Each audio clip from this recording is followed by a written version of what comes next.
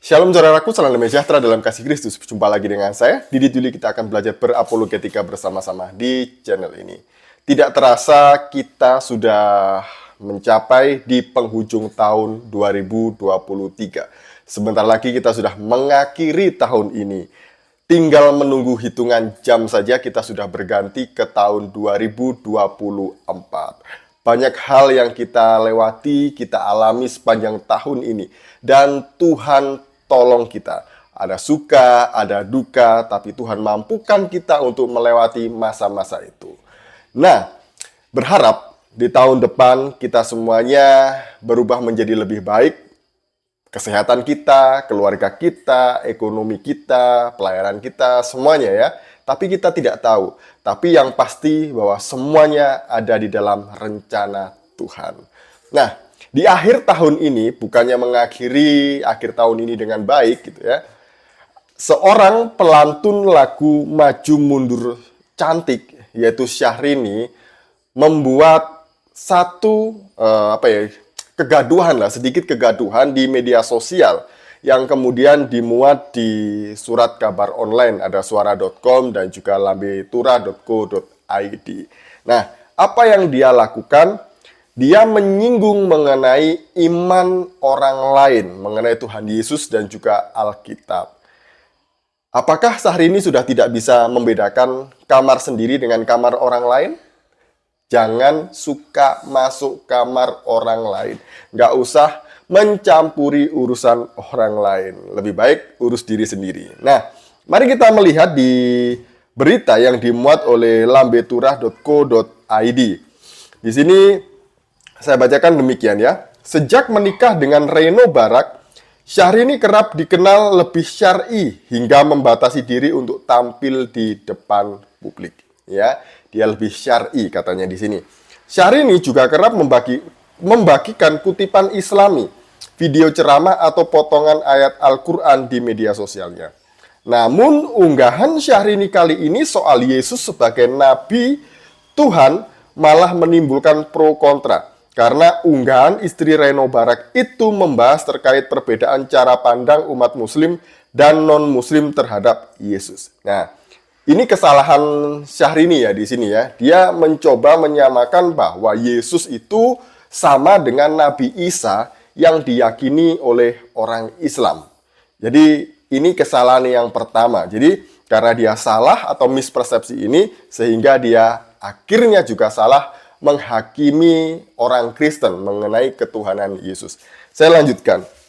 Menurutnya, gambaran Yesus tidak sesuai dengan gambaran Tuhan dalam Islam. Karena Yesus masih memiliki keterbatasan, sedangkan Tuhan merupakan maha sempurna.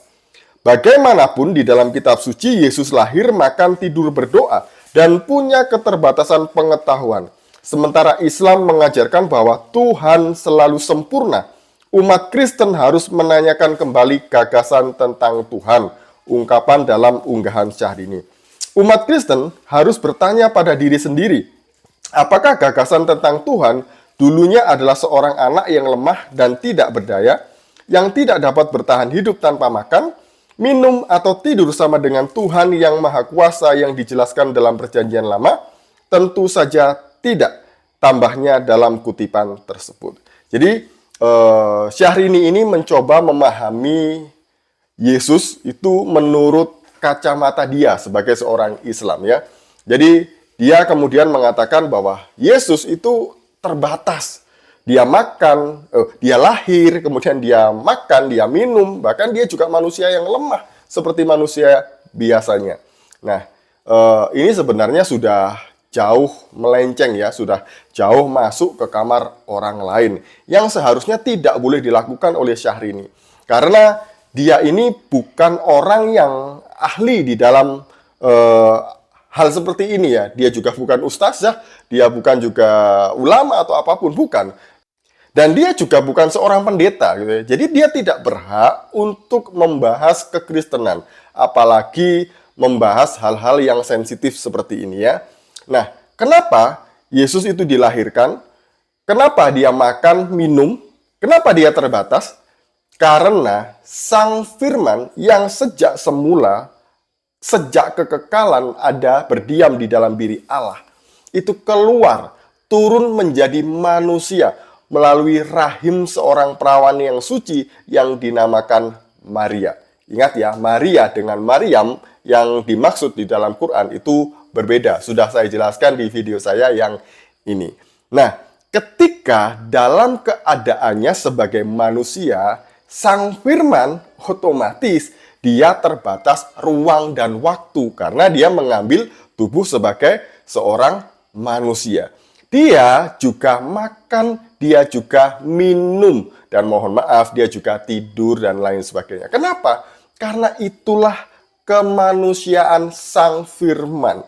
Jadi ya wajar itu terjadi kalau Sang Firman mengalami hal-hal sebagaimana yang dialami oleh manusia pada umumnya secara jasmania. Tapi Alkitab mencatat bahwa dalam kesemuanya itu, dalam keadaannya sebagai manusia, dia tidak pernah melakukan dosa sekalipun. Satu-satunya manusia yang tidak melakukan dosa dalam hidupnya adalah Sang Firman yang menjadi manusia yang disebut Yesus Kristus, yang lahir ke dunia ini tanggal 25 Desember beberapa waktu yang lalu dirayakan oleh semua orang Kristen di seluruh dunia. Jadi Sang Firman menjadi manusia diam di antara kita.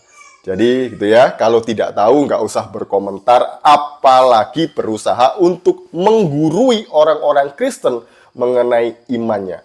Urus saja agamamu, urus saja ibadahmu, urus saja nyanyimu gitu ya.